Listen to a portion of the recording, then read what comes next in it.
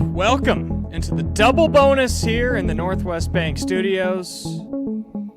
Sorry, sat on the music a little bit too long. I was getting a tweet out that we are live, and we hope that you're joining us live. If you are, feel free to comment. We'll be sure to engage with you following a memorable weekend at the Mecca, Hilton Coliseum. I'm so excited for this show. Pence, my name's Jake Brend. I'm joined by college basketball sicko, college basketball expert, Big 12 extraordinaire Jackson Pence. How we doing, my man? I'm feeling good. What a weekend, what a night last night. Oh my goodness, that's one of the best nights or best weekends ever in Iowa State basketball history. I'm glad your voice is okay. I know you were pretty much in the front row. You're in the second row at Hilton Coliseum. Not many seats in the house better than where you sit. So I'm glad your voice is all good to go. It can be a little iffy after a game like that a day later. I mean, I was more nervous towards the last 7 minutes. Houston goes up 10, and I'm thinking, oh my gosh, this could spiral out of control. I mean, Houston looked like they were bigger, faster, stronger in that 5-minute stretch where they ballooned the lead to 10, and I'm sitting there thinking, how is Iowa State going to get back in this game? Haven't made a 3 all half, and boom, right after the under 8 timeout, it flipped, and it's done that multiple times this season, and the crowd deserves a huge assist from last night. Start to finish, they were on fire, and TJ back-to-back games has given huge praise to a fan base that loves him. I've never seen a coach walk out to the kind of applause and It's reaction. amazing. I've never seen that before ever. And I'm sure other coaches do entrances like that, but his entrances, especially the last 2 games alone, are just the people in Ames love that guy. He is the best coach in school history. I don't know if there's a question of it at this point. Iowa State is 8-2 in their last 10 at Hilton Coliseum against top 10 teams. All of those, of course, under TJ Otzelberger. Otzelberger is 5-2 against the AP top 2. How is that even possible? Or sorry, is it 5-3? Let me go fact check. 5-3. 5-3. I think it's 5. Either way, 5 wins. I know that for sure. I don't need to fact check that part. To do that in not even 5 full seasons is unbelievable. Yes, 5-3 against teams in the top 2 of the AP poll. It means that his team doesn't get afraid of the moment. And you look at that, you look at TJ and you see that. Let me find the picture. I'll throw it up here, courtesy of, I believe, Nurmo of the Des Moines Register. Nate Heisey hits the shot of the year, the biggest shot of his career. Here it is. And look at TJ's facial expression. You've got 14,500 and some people going absolutely nuts. The entire bench is celebrating. TJ, stoic, get back on defense, go get a stop. Like, he's a one-of-a-kind coach, and it was a one-of-a-kind game at Hilton Coliseum. I'm so glad that I was able to be a part of it. Where do you want to start, man? I mean, this game and this weekend too is just it was all over the place, and I mean, we could start with last night because it's so new. I'm a huge college basketball fan, and I've watched a lot of college basketball over the last 22 years of my life. That was one of the best first halves of basketball, even half of basketball I've ever watched in my life. Between the shot making of Houston, I mean, both teams gave up 40 points in the first half, which did not have that on my bingo card. But it wasn't like it was just here, get a free layup here, free layup there, wide open shot. That was 2 of the best shot making teams I've seen all season, and I think you see that Houston has one of the best players in the country, Kingston Fleming. That guy doesn't get enough love for how good he is. He's so good. There were multiple times I'm sitting there last night, and and like you said, I had a good spot last night. Killian Torrey did a great job on Fleming's most of the night. He was right there on the catch, right there when he rises up for the shot. Some of the times you just have to tip your cap and say, hey, that was a hell of a shot. Flemings is a really good player, and I've seen Peterson. He's awesome too, and so is DeBanza. I think if I would not be shocked if a GM last night saw the kind of performance that Fleming's had and was like, you know what, let's give this guy a shot for a top 5, top 10 pick, because he is legit. And there's Chris Sinak right there on the screen too. What an awesome 5-minute stretch he had last night in that game as well. You mentioned the NBA scouts part of it. You want to guess how many scouts were there last night? Well, before the game, I was doing some. I'm not a big NBA guy, like in terms of knowing who people are in terms of scouts, but I know I saw the Wizards were there. I would say close to 20 scouts last night. 24. There were 24 scouts, Yeah. and I would imagine right there, the pass you just saw, I think Jefferson was probably the biggest winner of last night. Like at this point, Flemings is who he is. He's a top 5 pick. He's going to have the chance to climb into the top 3. The more he's able to perform in March, the more he's able to do it in front of the high-level scouts.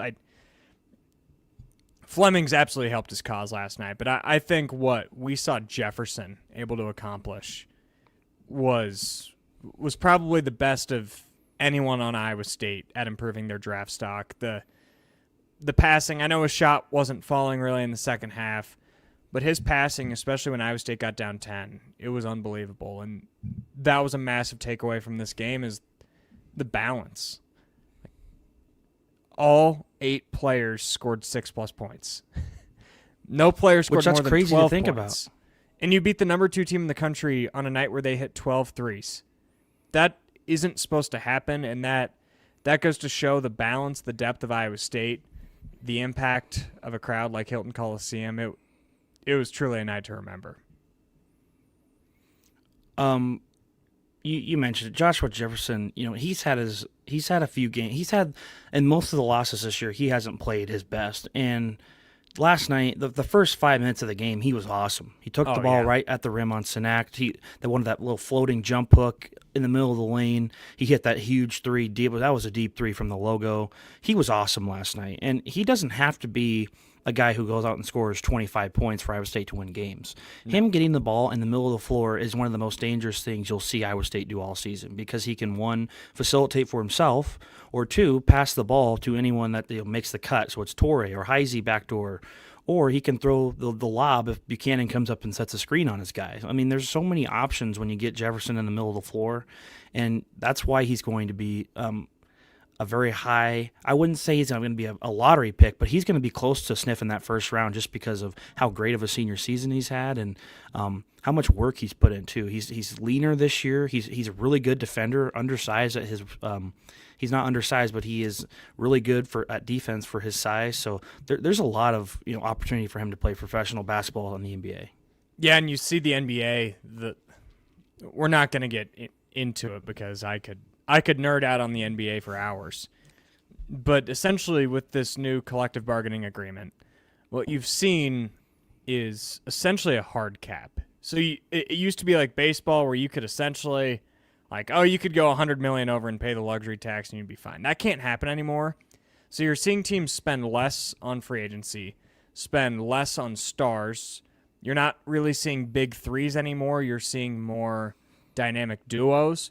And you really have to build through the draft. So in turn, you've seen teams taking less chances on projects in the NBA draft and more known commodities. Jefferson's a known commodity, and he is a guy that will be in an NBA top 9 next year. Will he be on a good team in the playoffs? Will he be more of a 7th man on a bad team? I don't know. But I know that Joshua Jefferson's going to have a home in the NBA for a decade. And that was shown to me last night. His ability, I know the three-point shot wasn't completely falling last night. He did hit the NBA 3 in the first 5 minutes of that game. But what he's able to do defensively as a facilitator, as a floor spacer at that position, he's going to have a spot as a bench piece to run a second unit in the NBA. And I'm really excited to see how Jefferson progresses in that and how far he can take this Iowa State team, because this Iowa State team has so many different motors. And to me, it feels like you've got the Jefferson motor who runs everything. Like everything runs through him. He's the facilitator of the offense. He's the guy who sets the tone defensively. He sets the tone in the ball movement. You've got Tamin Lipsey, who's the spiritual, emotional leader of this team. I mean, look at the play that he made on that offensive rebound. I can count 5 Taman plays last night, and then you've got Momcilovic, who is the leader by like fear. Teams fear Momcilovic. The weight that he has, whatever part of the floor he's on, you're aware, and you're probably sending 2 bodies at him. That lethal combination, when those 3 are all working well together, even if it's a night like last night where they're not all scoring 20 points, it makes life so much easier for everybody else, and it makes Iowa State's 4 through 8 about as good and about as reliable as anybody in the country, and that's a pretty special thing. And then you look at the guys off the bench who have continued to make great contributions. We're going to talk about Jamarian Bateman, I'm sure, a little bit later. But even guys like Don Plata, how good has that guy been the last 5 games of the season? He's grown up. That's going to do huge things for him next year, too. When you think about what Iowa State has coming back, him and Buchanan are going to be one of the best 1-2 big men punches in the Big 12 next year, assuming they both come back. But even when you have a guy like Heisey, who's just the unsung hero the last 2 seasons of Iowa State basketball, the guy who does all the Taman does Taman things. He does his own kind of thing. But then you have the glue guy, Nate Heisey. Go get your shirts at CycloneFanaticShop.com.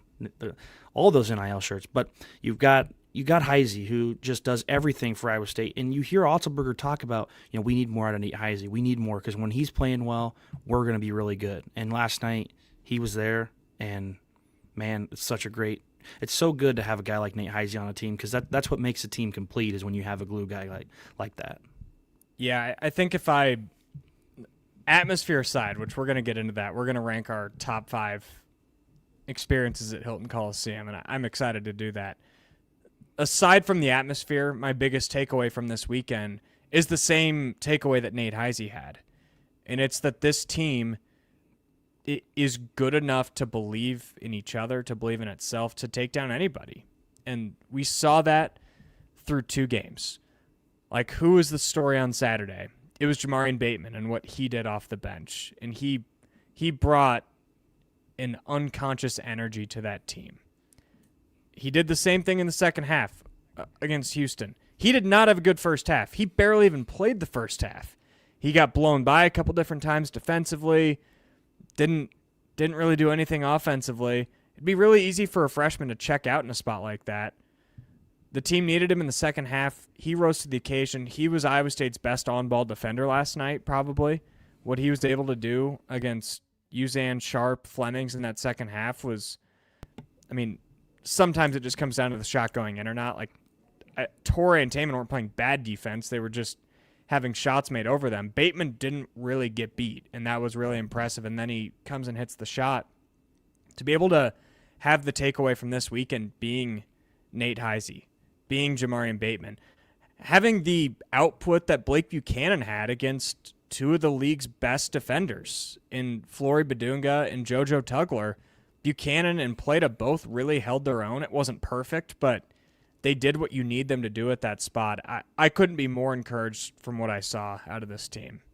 And I think you're starting to see even guys like Buchanan and Plata, they're getting more comfortable. And, they started the season really well, especially out when they played in Vegas and those 3 good teams out there.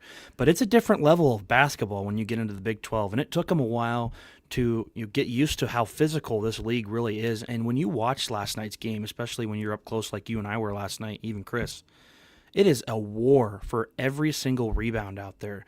There were guys hitting the deck on just random, ordinary rebounds last night. That's how physical of a game it was. And to see guys like Buchanan and Plata, belong on a court with Houston, who was one of the best at being tough every game in and game out like that. It's going to do waves for them.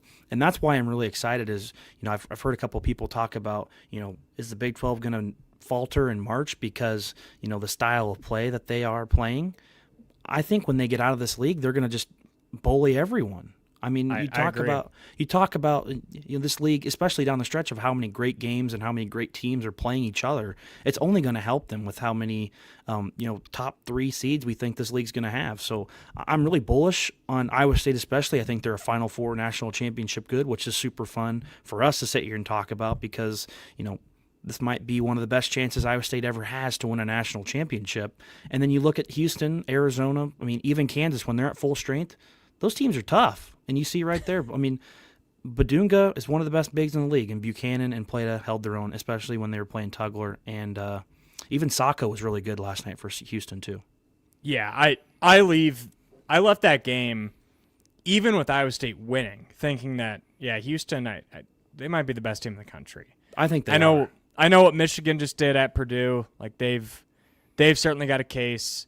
Duke has a case, but I don't know. They need to play somebody before I really get them into that conversation. They got Michigan on Saturday. That'll be a big test for them. We'll learn a lot on Saturday about the Duke Blue Devils.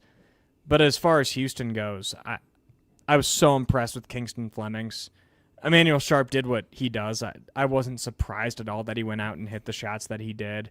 And I wasn't really surprised by Flemings either, but getting to see him up close and personal, I've watched him on TV a lot. He looks the part, and he's so smooth. He gets to his spot so easy. His first step doesn't even look as quick as I think it actually is. Like, he is the type of guard that can take you a long way in March, and it's Houston. I know exactly what you're going to get out of Kelvin Sampson and his squad. I don't feel any worse, and in fact, I might feel a little bit better about Houston leaving Hilton Coliseum. I do too, and you talk about, if Sharp's not in foul trouble, Iowa State might very well lose that game last night with how long he had to sit out in that second half with the 4 fouls. He was on fire in that first half. He hit the late shot clock towards the end of the first half. He hit that fading shot from the corner, and I'm like, oh my gosh, these guys aren't missing. And you talk about a guy like Milos Uzan, who was pretty quiet last night and who's a really good player. They have some depth too. That the Miller kid was off the bench, had a huge poster last night. He's a good player. Sacco's a really good, reliable backup big to Joseph Tugler, is probably going to be up there for Defensive Player of the Year in the Big 12. They have pieces to go just as far and not win the national championship just like they did last year. And I'm super excited to watch them because I respect Kelvin Sampson so much. The guy is just a winner. And to see what he's done at Houston to, from the American and what they're doing now, and just the first year of the league, they've just been awesome from the start. And I think they're going to be right there with Iowa State to win a national championship. Yeah, I couldn't agree more. It's a fun time to be a Cyclone fan. Quite the stretch coming up. It all starts Saturday against BYU. We won't spend a ton of time talking about BYU. You lose Richie Saunders in the first minute of Saturday's game for the season. I have a really hard time taking away anything from that Colorado game when you lose your emotional leader, when you lose your second option. It's an emotional thing to lose a player, to lose your teammate, lose a friend like that. It's different. I want to see what they look like at Arizona Wednesday night before I really make any declarations about this game, but it's certainly flipped from a game that I thought a month ago, 2 weeks ago, it's probably gravy, just knowing how Iowa State's matched up with BYU in the past, the type of atmosphere it is. But I think we've seen BYU matchup-wise play a little bit more into Iowa State's style than in the past. They don't move the ball as well as they used to, and that's by design because they have a number 2 pick in the NBA draft on their team. So I've gone from thinking this is gravy to expecting Iowa State to win it, but not completely expecting it. I feel pretty similar to how I did about the Houston game, where I thought Iowa State would win it, but it's not going to be the end of the world if they don't. But I'd still be, slightly disappointed as you are after a loss. Yeah, I mean, you're 23-3, and BYU's lost a couple, maybe not in a row, but they've had a tough stretch. And losing Saunders, that's just a killer, not for BYU but for the league, because he's such a great player. He is their Taman Lipsey for him being there so long. But yeah, I think you can hit the nail on the head. I think Iowa State is more equipped to guard them than they have in the past, just because of how much one-on-one they play. And you have a guy like Torrey, you have a guy like Lipsey, even Heisey, who can come in and lock guys down. And maybe not hold them to 0 points because BYU has some really good guards, but they can play one-on-one really well. The problem is going to be, can they rebound? Because when you play one-on-one, you're going to see a lot the pedestrian comment. When you see a lot of teams play on one-on-one, Keba Keita has just he's been a thorn in Iowa State's side the last 2 seasons. He's been awesome. He's so hard to match up with. And then they have Ahmed, who comes in off the bench, who's a reliable big as well. So Iowa State's going to have to rebound. And for stretches last night against Houston, they did not rebound, and it cost them a 10-point lead.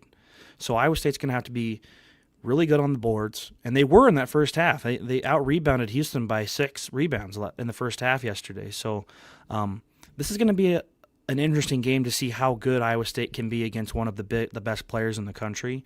And it'll be interesting. I know we talked about it a couple weeks ago, is who's going to get the matchup who's going to get the Bansa. And we talked about Torre. He'll be undersized with the Bansa being close to 6'8". So it'll be an interesting matchup for Iowa State. I'd say Heisey gets a lot of time on him as well. But it's also going to be one of those deals, can Iowa State stay out of foul trouble too? Because the Bansa is one of the best at drawing fouls and getting to the free throw line. And that'll be key, especially when you're playing on the road. You don't get the whistle like you do in Hilton Coliseum. I almost wonder if Bateman has a decent stint on him as well. Yep. He's so physical. He's so long. He's learning more and more how to be an elite defender. And I think by this time next year, we're talking about Jamarian Bateman as an all Big 12 level player, an all Big 12 level 3-and-D guy. I think that highly of him.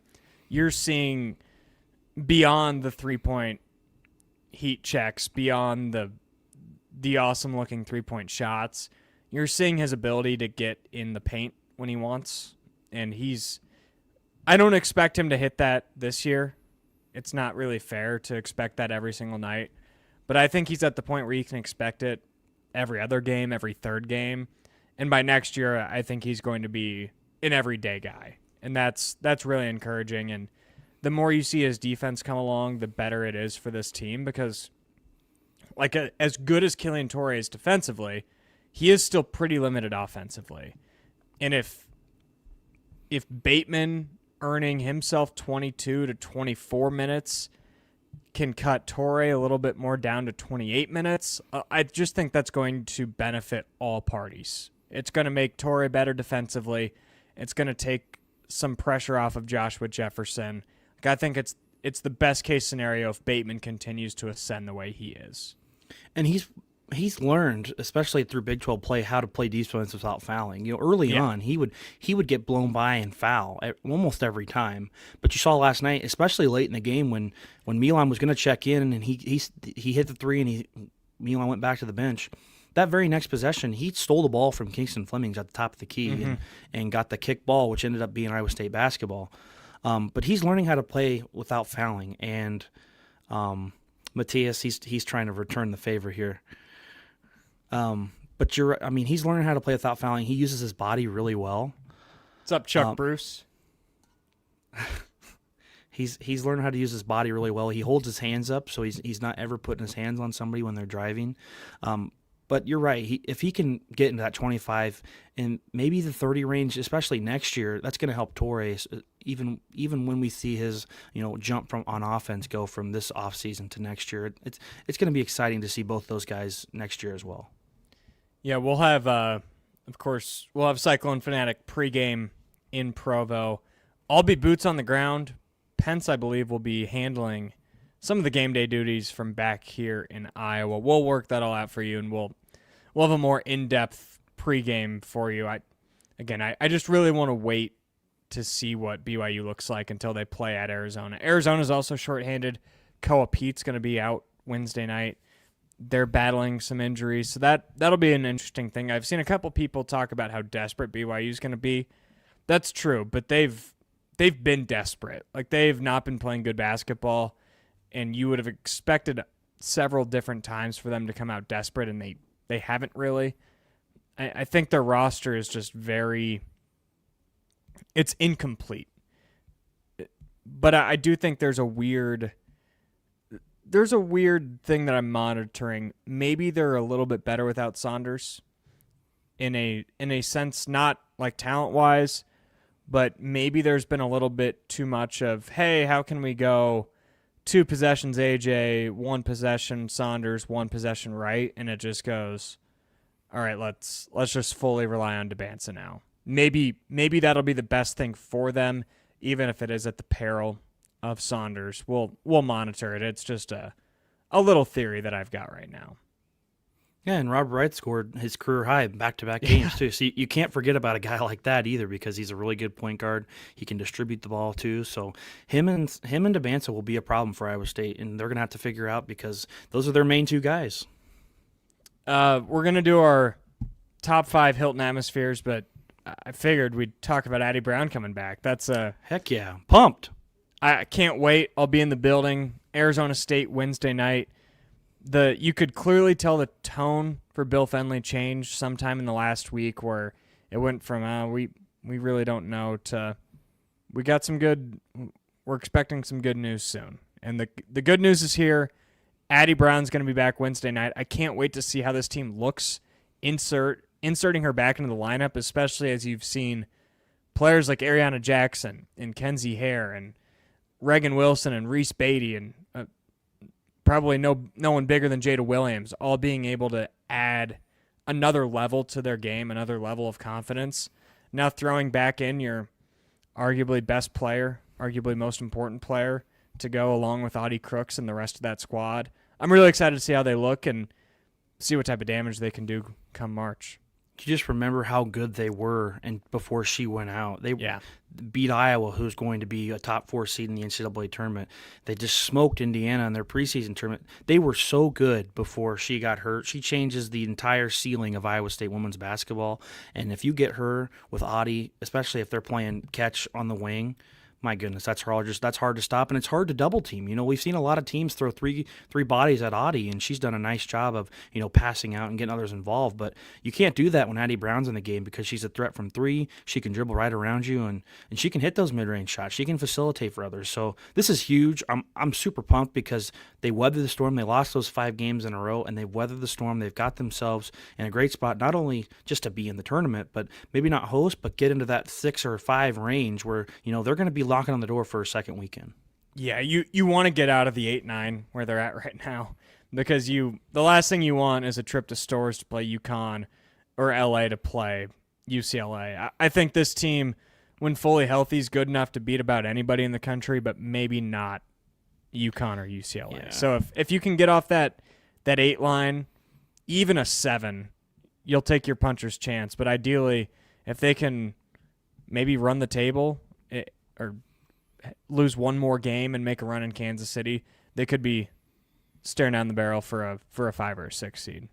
And they're gonna have a tough game tomorrow. Arizona State's no slouch. It's very similar to BYU in terms of metrics and where those teams are at, and it's gonna be a good test. And it'll be awesome to see Addie out there. I'm sure it's gonna be a huge crowd tomorrow night at Hilton just to welcome her back to the lineup. Super pumped to watch that. You're gonna be there, so that's gonna be awesome as well. 6:30 ESPN Plus. We'll have all the coverage right here at CycloneFanatic. Of course, Leah Nelson, Chelsea Poppins will have post-game live right here in the Northwest Bank Studios immediately following that game. All right, we've teased it all show long. Now let's do it. Our top 5 Hilton atmospheres. Last night was so good. Honestly, the whole weekend was so good. I don't remember who it was. Someone called me crazy when I told him that I expected Monday to be better than Saturday, and a lot of it came down to, you win Saturday, that's going to snowball into Monday. And, man, you could feel it from the second you walk in that building. It was different. And there was a different level of desperation. The fans, each and every one in that building knew what was at stake in that game. And, boy, did they deliver. Privileged to be in that building. I'll never take it for granted. I know TJ Otzelberger will never take it for granted. Taman Lipsy won't do it either. It's a special place, and I get emotional thinking about that building because I love it so much. I do too. I've been to so many games there, and Fog Island is its own tier, and then you have these other 4 schools that are in that second tier. Hilton is right there, and it was awesome to see Hilton on the national stage last night. There were so many people talking about how good Hilton Coliseum was, and that's a shout out to all you fans. Hilton's not what it is without you guys showing up, and we challenge not only the students but the crowd, and it was awesome on Monday night. That is one of the greatest atmospheres I've ever been a part of, and I've been to a lot of games at Hilton Coliseum over my lifetime. Not much better than what we saw last night. It was amazing. Well, let's do it, Pence. Where's it ranked for you? Number 2, I mean, I'm gonna go the Johnny Orr coming out for the Michigan game, 2013. Melvin Edgham's first game of the season that year. Dickie V was in town. He hadn't been there in a long time.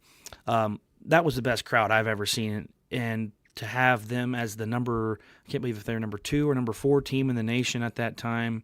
Iowa State was in the third year of Fred Hoiberg. They come off of the heartbreaking round of 32 game against Ohio State. This was the year that they really put themselves on the map, and it was an awesome game. George Niang was awesome down the stretch with 2 post moves that sealed the deal. That's one of the loudest I've ever heard Hilton was during that final stretch. But we go to number 2 last night. Nothing more I can say. I mean, the crowd was great, especially those last 2 threes when you talk about Bateman's corner 3, and then you have the Heisey 3 that will forever live in Cyclone lore. Just 2 awesome plays, and then the crowd pop too. Like it goes from when Iowa State has the ball on offense, it's dead silent, and then you see the pass for Jefferson to the corner, and everybody gets their hands up, and right on the money, no dip shot, and he drilled it. My third one, I'm gonna go Kansas College Game Day, 2015. So first time I believe that College Game Day had been to Ames. Yep, that's right. And that place was awesome. Even from when game day started at 9 a.m., that place was packed. The whole lower bowl was full. Even some of the upper bowl was full for that show, and it just carried into the game that afternoon when Iowa State beat number 9 Kansas. It was a 9-11 game. The Cyclones came in, and they got out to a huge lead. Kansas came back, and Dustin Hogue had a huge dunk late to seal that game for Iowa State. And then we have the Tyrese Hunter game, number 4. I mean, that was from the moment the doors opened, that was the most angry crowd I think I've ever been a part of. It was awesome. As soon as he walked out of the tunnel, I mean, there were a lot of things said to Tyrese, and that's one of the most angry crowds I think I've ever seen. And the Caleb Grill timeout thing, I mean, you can't make it. It was one of the best moments I think of the TJ Otzelberger era is Caleb Grill hitting that 3 and then forcing the timeout by Texas. So another great moment. And, Otz has really elevated this building because when he took over after Prom, I mean, there was not a lot of Hilton magic in that building. And I think you really saw the magic come back, and we'll talk about yours too. But, that first Iowa game. Yeah. That was when the magic came back, and that's when people started to, say, TJ's got this, and that's where it really started for TJ. And then my last one is 2013 Iowa, the Niang reverse layup, and then Gazelle misses 2 huge free throws late. I mean, I know John Walters is shades of Darwin Alexander, the rim shaking, the floor was shaking. That was one of the loudest I've ever heard it when opposing teams are shooting free throws. And then Niang hits the reverse layup, and then McCabe misses the 3. So that's my top 5. Been to a lot of games at Hilton, and there's a lot of honorable mention. And there's one game that I didn't put on mine because I wasn't there. It was the 2015 Oklahoma game. The Dustin. Well, don't spoil mine. Don't. Okay, you got it. You got it. We'll save the honorable mentions for after my list because my number 1, it's still the 2015 Oklahoma game. I'm blessed that I was in the building for that. I begged my mom, we're not leaving. This game is not over because it felt over at halftime. And growing up an hour 20 away from Hilton Coliseum, you're like, oh, it's a school night. It's late. They're playing horrible. Atmosphere's dead. Not for long. All it took was 1 technical foul, 1 bucket from George Niang, and then a 22-0 run for the ages. The Dustin Hogue dunk is still the single loudest I've heard this building, but the 2026 Houston game last night certainly made an impact for me. And we got to preface this. We're both young. Like, I was born 2001. Pence, you were 2003. 2003. So these are games that we've been at. These are games that we remember. I can't speak for the Chris Mim game where Pfizer dunked on Mim. I've watched it before, but I can't speak for it. So these are more modern. Maybe we'll have Walters or Heft come in for a show and we can do a list like this with him. But this is our list, and I've been at every monumental win in the Otzelberger era, I'd say. I've been at pretty much every single Big 12 game the last 4 years.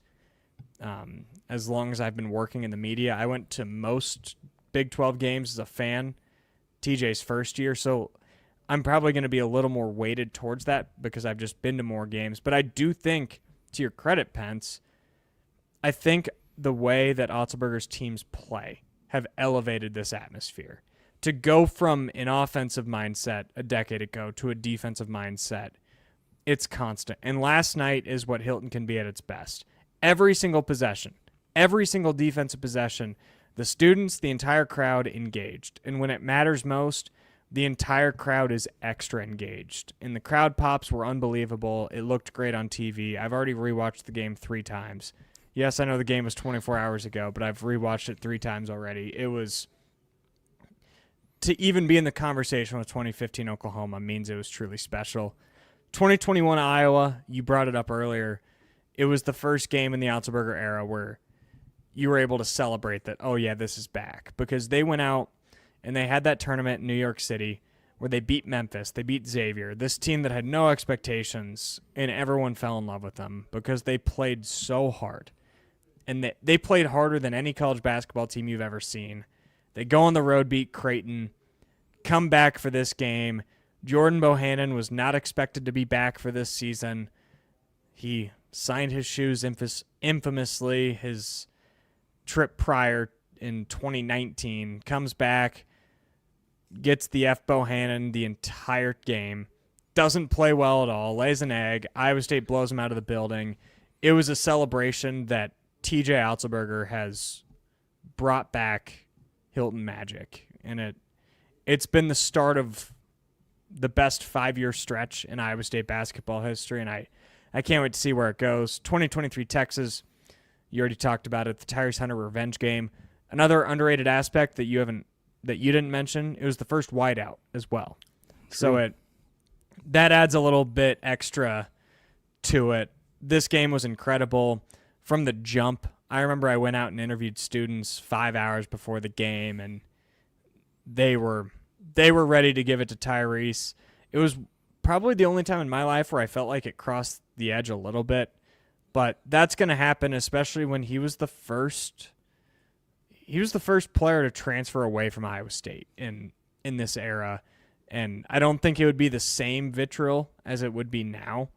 But the time and place that it happened, to go to Texas with everything that had already happened with them leaving the SEC, it was so hostile, and it was so awesome. A memorable night. And then I cheated for the 5th one. I didn't want to be all Otzelberger era, so I went with a game that I wasn't at, but I've watched it on YouTube 20 times.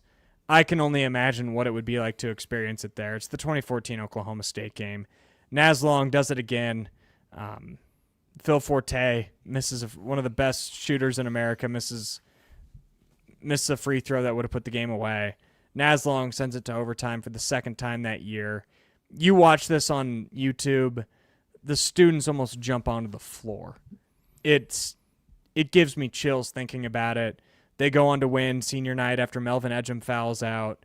DeAndre Kane gets to go out as one of the greatest one-year Cyclones of all time at Hilton, and that team goes on to the Sweet 16 and unfortunately didn't go further with some bad luck. But that's an all-time Iowa State basketball team, and I don't think it would be fair for me to make a list without having that team represented somewhere on this list.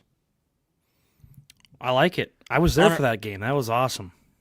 Oh, and you didn't have it on your list? I didn't have it on my list, no. Well, honorable mentions. So I had the 2024 Kansas game on there. The Trey King game, Keyshawn Gilbert's game winner, Curtis Jones breakout at Hilton Coliseum. That game was great. Another wideout. First time CBS was at Hilton in over 20 years. Just a really memorable vibes high game for me. I'll do one that I wasn't at, but I wish I was the Blarge game the year before. Oh, yeah. Kane.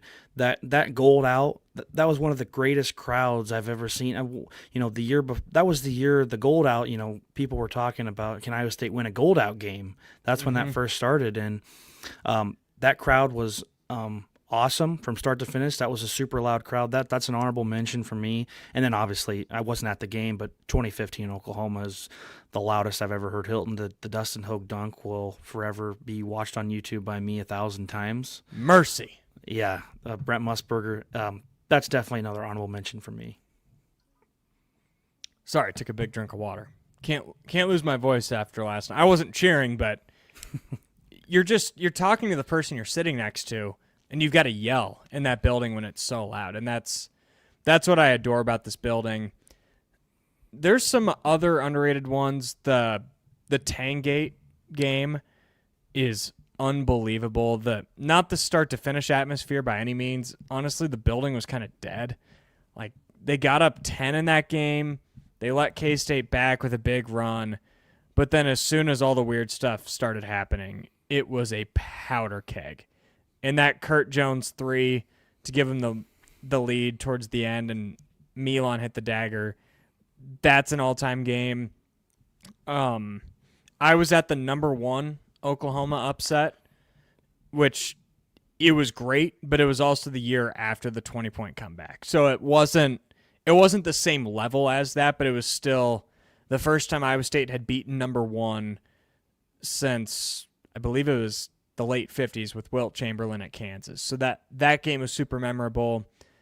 The Seton Hall 2019 game, Tyrese Halliburton calls George God. Condit. Yeah, Condit. George Condit game. That one was really fun. It's hard to put that up there, though, with some of these other games. Like, it truly has... Some of these games, it truly has... The crowd has completely changed the game. I wish I could be around for LaFesta Road's 54-point game. I can't even imagine what that night was like inside that building. Man, what else is there? I mean, Kansas Saturday, it's probably knocking on the top 15 for me. Yeah. I don't know if it's close enough to be top 5, especially when it was outdone 2 days later, but vibes were really high in that building, and it lived up to the hype. Really, any Kansas win, I feel like, comes up there. The Dedrick Willoughby beating Kansas, that would have been a huge one for how loud it would have been. I mean, I wasn't alive for that one, but I've watched that one on YouTube 100 times. So there's so many of those Kansas games, like you said, and Iowa State and Kansas have that rivalry, especially when they play home and home, is one of the best rivalries you can find in college basketball. I think that's all. There's not another one that comes to my mind. I wasn't at the Brockington, West Virginia game, but that I think was more of a, probably not a great crowd that night, but it was those who were there. Honestly, the first time they beat Houston, I want to give a shout out to that one because there was only 10,000 people there that night. It was 10 inches of snow came down that day. It was the station. I had to argue with the station to let me even go to that game because it was so dangerous. And I'm like, I'm sorry, I'm not missing number 2 Houston coming to town. And the 10,000 there made up for the 5,000 that weren't there. That was an all-time atmosphere as well. Yeah, the first 5 minutes of the game, it was like 14-0 Iowa State, and Kelvin refused to call a timeout until Sharp hit a 3. But yeah, I was there for that one too. You're right. It was not full because of how much snow we had gotten the day before. But it was from the jump. It was on fire, and I don't know if it was one of those angry crowds, but it was one of those diehard crowds that the people close to the area or the casual fan ain't making that game. Yeah, the diehards are coming out for that game, and it was awesome. I remember that one. I was close to putting that number 5.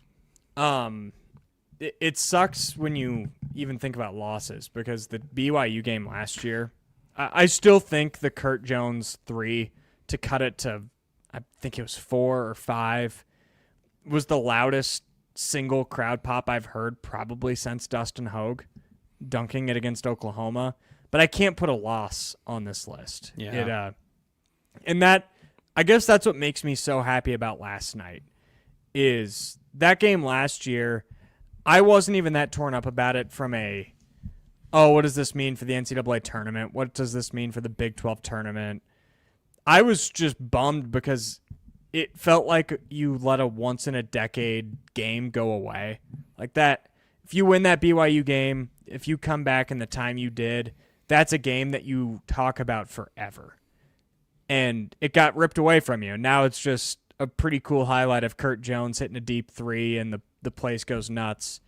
Houston is now in that realm. The 10-point comeback with 7 minutes to go, end the game on a 17-4 run with 24 NBA scouts in the building. Ryan Hammer, the Field of 68 podcast, Boog Shambi, Fran Fraschilla, Kurt and Keyshawn back with the CEO. It was stars galore at Hilton Coliseum, and the entire college basketball world was on the Mecca. And that's pretty cool to be able to experience that building at its best on the biggest stage. And you just don't see teams do that to Houston when they get up 10. They just don't let that happen to them. So that's what made it even special. That's what Hilton Magic's all about. And Hilton willed Iowa State to win that game last night. They would not give up on them down 10, and that's what makes the place special more than other places. Is they will not let those Iowa State teams out of the game. Any senior nights that deserve shout-outs? How did I forget the BYU game 2 years ago? That's certainly an honorable mention. To cap off the undefeated season for the first time since 2001. I want to say that was a 14-point comeback. Taman Lipsey, maybe his best game as a Cyclone. What he did defensively in that game and hitting the step-in three that bounced around the rim 4 different times. That is certainly up there, especially the first undefeated season at Hilton and since the early 2000s. So that was a really fun one. I wasn't at the Niang Senior Day. I was at the following year with Monte Morris, Naz Long, Matt Thomas, Deontay Burton. I remember that was really emotional. I don't really remember much about the game itself. I remember they beat Oklahoma State, and it was like medium close, but I don't think it was there was anything extremely memorable that happened in that game. I can't think of any. I mean, I think this year's will be right up there for senior night victories. I know it's Arizona State, and they've struggled this year, but with Taman Lipsey, Joshua Jefferson, Nate Heisey, those guys, that's going to be up there for senior night. Well, Pence, this has been fun. Sorry, I'm just checking some scores around the league. UCF beats TCU. Good for Central Florida's tournament chances. Not great for TCU's. They're going to probably have to win out. They need to beat Tech. They're going to have to beat Tech. Yep, they're going to have to beat Tech. K-State's up 6 on Baylor. Ooh, I'm going to turn that one on. A little dead cat bounce. We'll have to watch that game and see what happens. Nate Johnson, everybody's favorite Wildcat, has 14 points, leading all scorers. I'm going to go turn that on as soon as we get down there. And then Texas Tech plays at Arizona State tonight, 10 o'clock. But this has been fun, Pence. I think our longest double bonus yet. Again, we're doing all these YouTube exclusive. It's to encourage you to subscribe, hit the like button, tell your friends, because we have a lot of fun doing this. And we hope you have a lot of fun listening. We got Houston, Kansas next Monday. Oh, yeah. We'll be live. We'll be live after that game. I'll be out in Utah. We'll see. We'll see what I'm doing that night. Maybe we'll have Dylan or Nigel or someone like that fill in for me. But either way, we'll have some variation of the double bonus coming your way next Monday here in the Northwest Bank Studios. Thank you for tuning in and hanging out with me and Jackson Pence.